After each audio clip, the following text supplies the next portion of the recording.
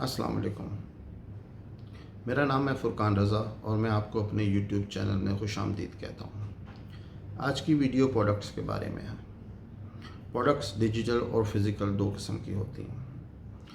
Physical product में laptop, computer, keyboard, shirt, cap, hat, ये सारी चीज़ें और बेतहाशा और चीज़ें आती हैं। डिजिटल प्रोडक्ट्स डिजिटल फॉर्म में एग्जिस्ट करती है और उसको यूज़ करने के लिए आपको कोई ना कोई डिवाइस चाहिए होता है। आप स्मार्टफ़ोन यूज़ कर सकते हैं, आप लैपटॉप, डेस्कटॉप, कंप्यूटर यूज़ कर सकते हैं, आप ब्राउज़र यूज़ कर सकते हैं ऑब्वियसली किसी ना किसी कंप्यूटर या लैपटॉप या स्मार्टफ़ोन के ऊपर।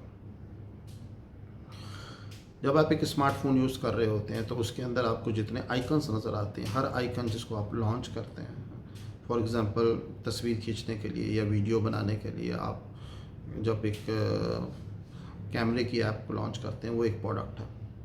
वो प्रोडक्ट कैसे बिहेव करती है, उसका इंटरफेस क्या है, उसमें फ़ीचर्स क्या हैं, ये इस प्रोडक्ट को बनाने वाली टीम और ख़ास तौर पे प्रोडक्ट मैनेजर के गाइडेंस के ऊपर वो चीज़ बनती है।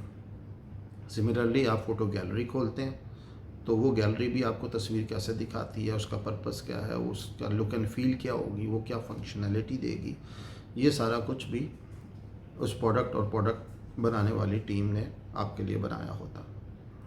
इसी तरह जब आप डेस्कटॉप पे या लैपटॉप पे चले जाएं तो उधर भी आपको ऑपरेटिंग सिस्टम के ऊपर, ऑपरेटिंग सिस्टम खुद भी एक सॉफ्टवेयर डिजिटल प्रोडक्ट है, लेकिन उसके ऊपर एज ए यूज़र आप कुछ ऐप्स यूज़ करते हैं, आप ब्राउज़र को खोलते हैं, आप एडोब एक्रोबेट को खोलते हैं PDF डॉक्यूमेंट पढ़ने के लिए, या आप फ़ोटोशॉप को खोलते हैं, ये सारी सॉफ्टवेयर प्रोडक्ट्स हैं। इसी तरह से जब आप एक ब्राउज़र खोलते हैं और ब्राउज़र में आप किसी वेबसाइट पे जाते हैं, आप फेसबुक पे जाते हैं, अमेज़ॉन पे जाते हैं, ट्विटर पे जाते हैं या किसी और वेबसाइट पे जाते हैं, तो वो सारी वेबसाइट्स कोई ना कोई प्रोडक्ट हैं। प्रोडक्ट्स की और भी मीडियम हैं उनको एक्सेस करते हैं कि फॉर एग्जांपल एक्सबॉक्स या PSP के ऊपर जो आप गेम्स खेलते हैं वो गेमिंग प्रोडक्ट है। वो भी उसी तरीक़ेकार से एक प्रोडक्ट मैनेजर और उसकी टीम ने मिल के प्रोड्यूस की होती है, जिसको आप अपने एंटरटेनमेंट के लिए इस्तेमाल करते हैं। सिमिलरली अगर आप स्मार्ट टीवी है, स्मार्ट टीवी के अंदर जो जो व्यू आप देखते हैं, जो कंट्रोल पैनल आपको नज़र आता है, जो फंक्शनलिटी उधर आपको नज़र आती है, वो भी एक सॉफ्टवेयर प्रोडक्ट है।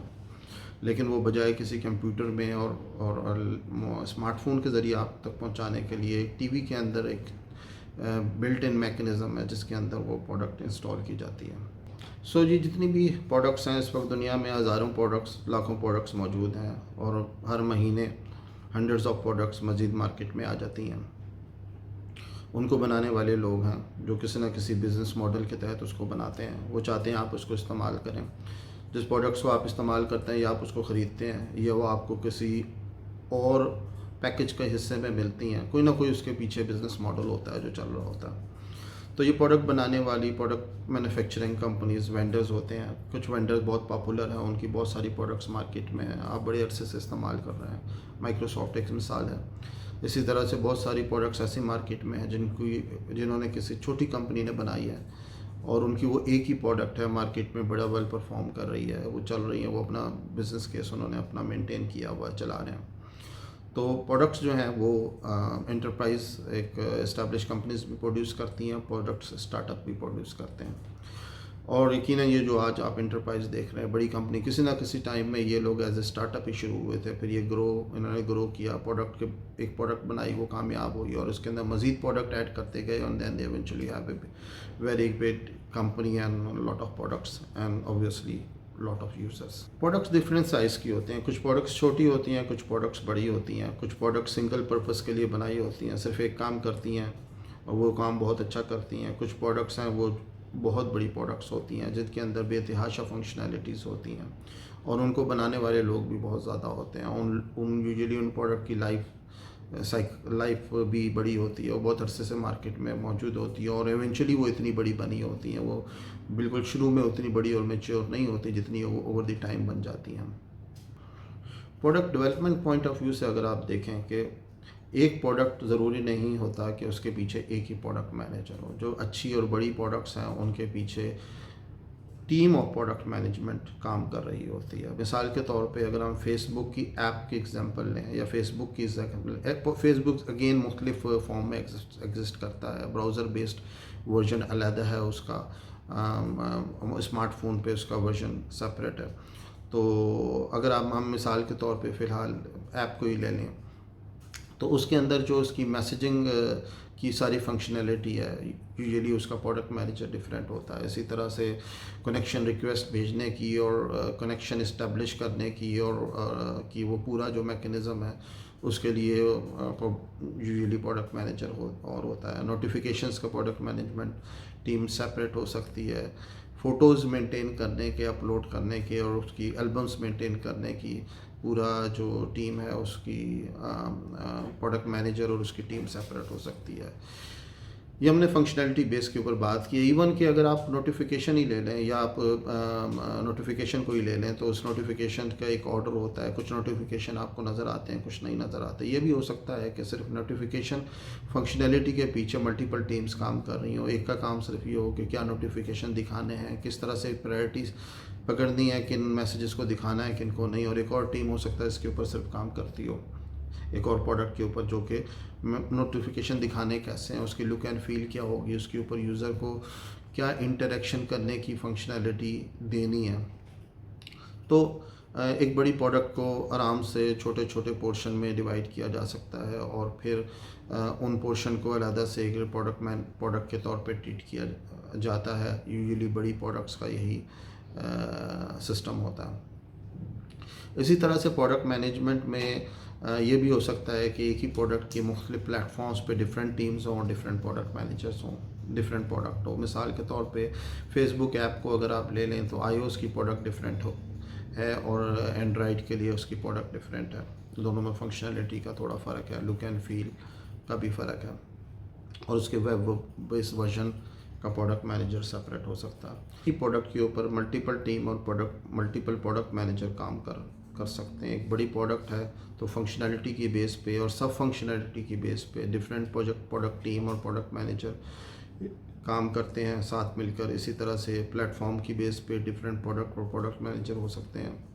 इसी तरह से यूज़ केसेस की बेस पे भी डिफरेंट प्रोडक्ट और प्रोडक्ट मैनेजर हो सकते हैं। एक और चीज़ जिसका आजकल बहुत ज़्यादा ट्रेंड बढ़ रहा है वो है SaaS based products, software as a service based product. ये वो प्रोडक्ट होती हैं जिनको आप अपफ्रंट पैसे पे करके ज़्यादा पैसे दे के आपको नहीं ख़रीदना होता, बल्कि आप उतना ही पैसा पे करते हैं जितना आप उसको इस्तेमाल करते हैं। यूजुअली सब्सक्रिप्शन बेस्ड चीज़ें होती हैं। आप 1 मंथ के लिए सब्सक्राइब कर लेते हैं, उस 1 मंथ के अंदर या 1 वीक के अंदर या 1 डे के अंदर या 1 ईयर के अंदर जो भी वो सॉफ्टवेयर की फंक्शनैलिटी होती है वो आपके लिए एक्सेसिबल होती है, आप इस्तेमाल करते हैं। इसके अलावा इन प्लेटफॉर्म्स पे मज़ीद भी बिज़नेस मॉडलिंग इसकी होती है। मिसाल के तौर पे आपके फ़ीचर्स की बेसिस पे सब्सक्रिप्शन की क्लासेस बना ली जाती हैं। एक्सपेंसिव सब्सक्रिप्शन में ज़्यादा फ़ीचर्स होते हैं, लेस एक्सपेंसिव सब्सक्रिप्शन में लेसर फ़ीचर होते हैं। लेकिन जब भी आपकी सब्सक्रिप्शन ख़त्म होती है तो फिर आप उस प्रोडक्ट को मज़ीद नहीं इस्तेमाल कर सकते। मिसाल के तौर पे गूगल की जितनी भी प्रोडक्ट्स हैं, आप गूगल मैप्स यूज़ करते हैं, आप गूगल स्टोरेज के लिए यूज़ करते हैं, आप गूगल डॉक्यूमेंट क्रिएशन के लिए यूज़ करते हैं।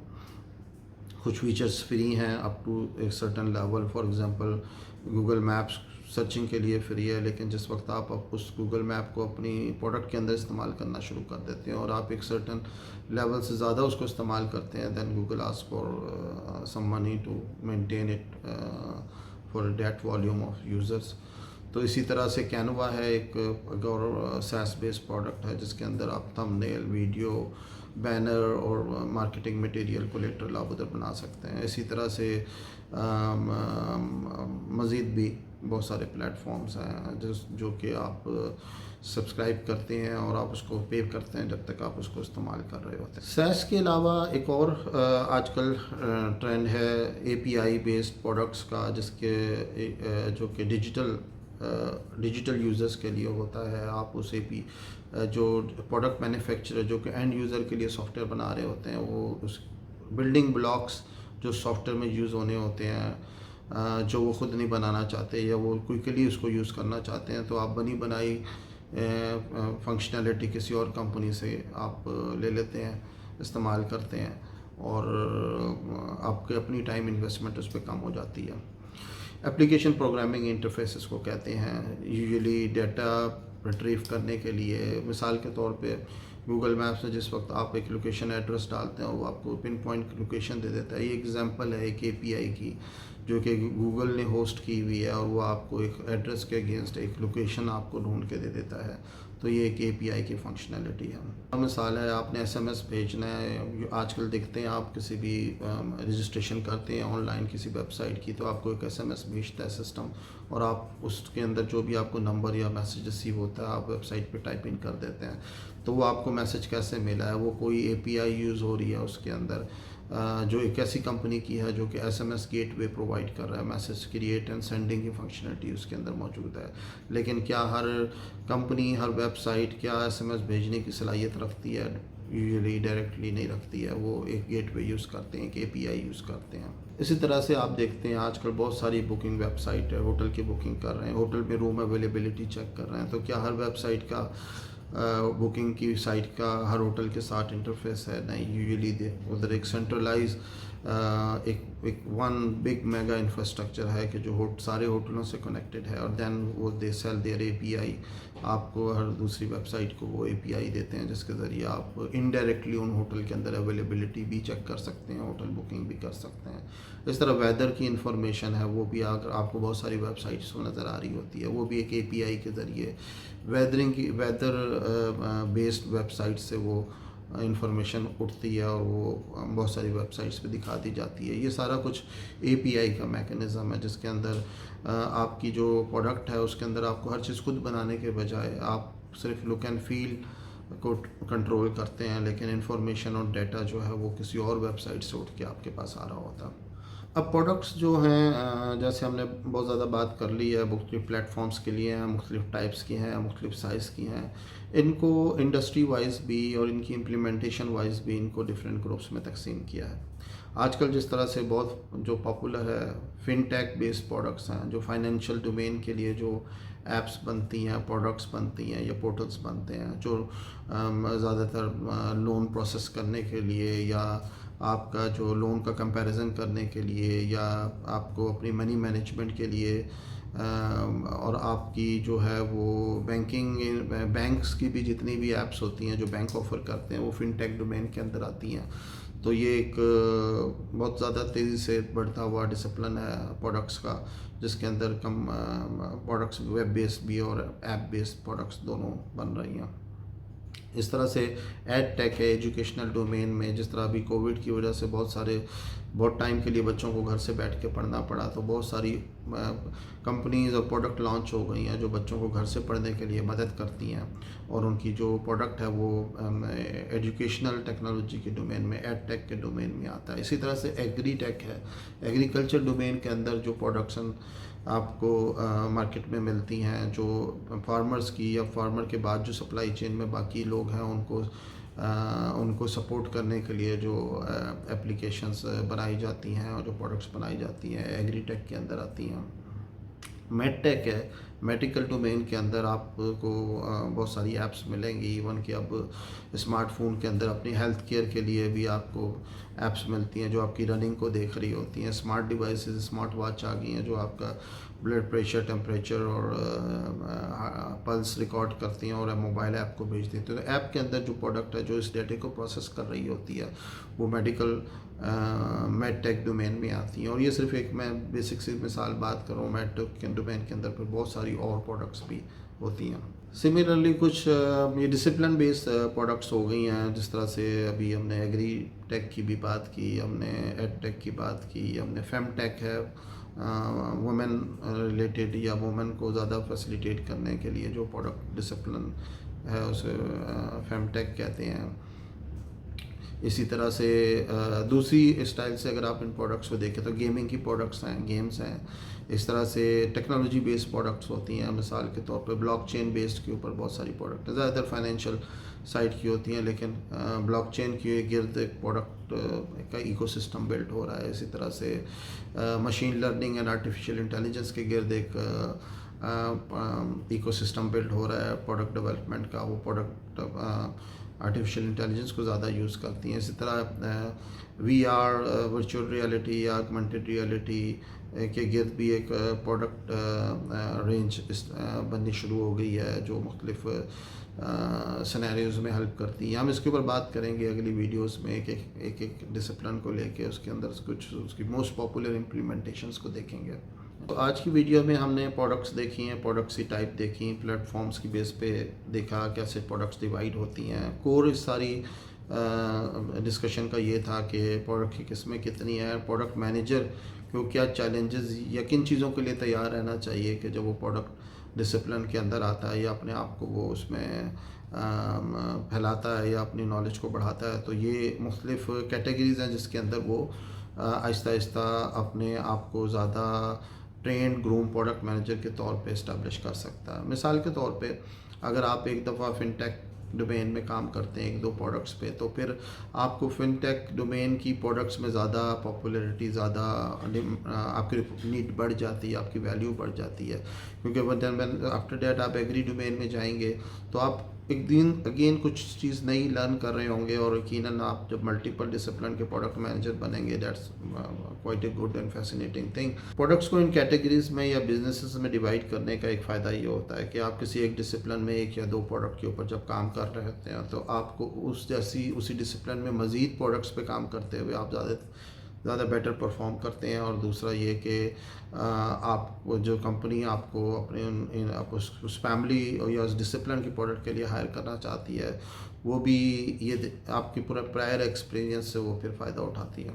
यहाँ हम अपनी वीडियो को इख्तिताम करते हैं। आज की वीडियो में हमने देखा है कि प्रोडक्ट्स क्या होती हैं, प्रोडक्ट्स कितने टाइप्स की होती हैं, प्लेटफॉर्म डिफरेंट प्लेटफॉर्म्स के लिए प्रोडक्ट बनाने में क्या टेक्निक यूज़ होती है, कैसे प्रोडक्ट मैनेजर डिफरेंट हो सकते हैं बेस्ड ऑन प्लेटफॉर्म, कैसे प्रोडक्ट मैनेजर डिफरेंट हो सकते हैं बेस्ड ऑन टेक्नोलॉजी, कैसे एक प्रोडक्ट को बनाने में बहुत सारी प्रोडक्ट टीम्स मिल के भी काम करती हैं, कैसे प्रोडक्ट एक स्टार्टअप में बनती हुई प्रोडक्ट और एक इंटरप्राइज में बनती हुई प्रोडक्ट में क्या फ़र्क हो सकता है, और प्रोडक्ट बिज़नेस डिसिप्लिन के तौर पे कैसे पॉपुलरली मुख्तलिफ कैटेगरीज़ में या ग्रुप्स में डिवाइड हुई हैं। एड टेक क्या है, फिनटेक क्या है, एग्री टेक क्या है, फेमटेक क्या है,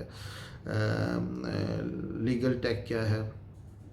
तो ये डिफरेंट हमने इनके ग्रुप्स देखे। आज की वीडियो को ख़त्म करते हैं। आज की वीडियो में हमने प्रोडक्ट्स के बारे में डिस्कशन की है, प्रोडक्ट कितने टाइप्स की होती हैं, किस तरह से डिफरेंट क्लासेस में इनको ब्रेक करके देख सकते हैं, एक स्टार्टअप में और एक इंटरप्राइज में प्रोडक्ट डेवलपमेंट में क्या फ़र्क होता है, और प्रोडक्ट किस तरह से डिफरेंट डिसिप्लिन में डिवाइड हुई हैं, फिनटेक, एडटेक, एग्रीटेक, और ये टर्म्स क्या हैं और इनके अंदर जो प्रोडक्ट्स होती हैं वो किस तरह से एक दूसरे से डिफरेंट होती हैं, और कैसे एक बड़ी प्रोडक्ट के अंदर बहुत सारी छोटी प्रोडक्ट डेवलपमेंट एक्टिविटी चल रही होती है।